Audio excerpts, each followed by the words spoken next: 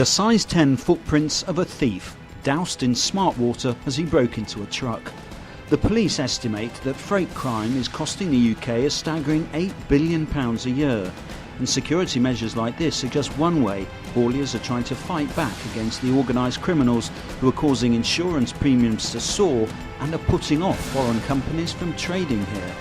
The UK is recognised as being the crime hotspot of Europe, and a lot of companies are warned and don't come to the UK because of that. The biggest problem again is when they are over here is where do they park up. Lorry parking is a major issue. Drivers are very vulnerable, parking at the roadside without any facilities. The driver's on his own. He's very vulnerable when he's on his own.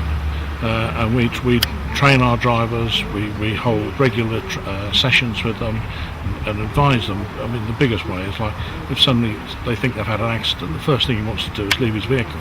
And it's very hard to tell them, no, don't leave your vehicle, just establish what is happening. Just take stock of what's happening. The same happens with what we call the corner game. Somebody's knocking on the door who's come from a premises that you're delivering to and says, we're full up in here, we've had a flood, there's been a power cut, we need to take you to another premises. Somebody else will show you, and before he knows it, somebody's in the cab directing him to go to another place. It is so professional and slick, and we have to train them.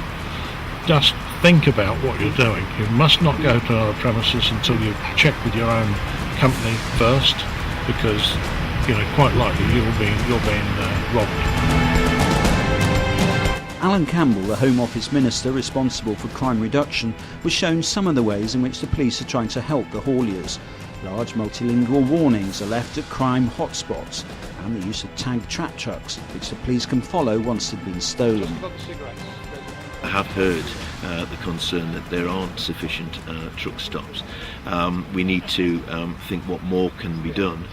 There may well be planning issues in some cases, in which case local authorities and others may need to look at whether they are doing enough to tackle this problem. But the bottom line is AFSIS is a very good example of partnership working. It's an excellent example of the police, the industry and the government working together to help to defeat vehicle crime.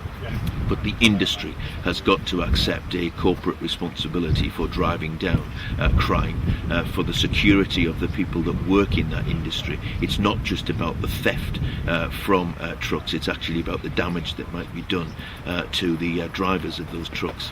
And it's an enormous cost to the economy. It's an enormous £9 billion. It's an enormous cost to the economy, so there's a financial reason why we need to do this. It's not a victimless crime.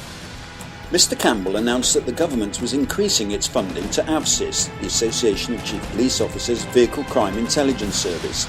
They have a national role in the fight against organised vehicle crime, including the cloning of cars and stealing to order.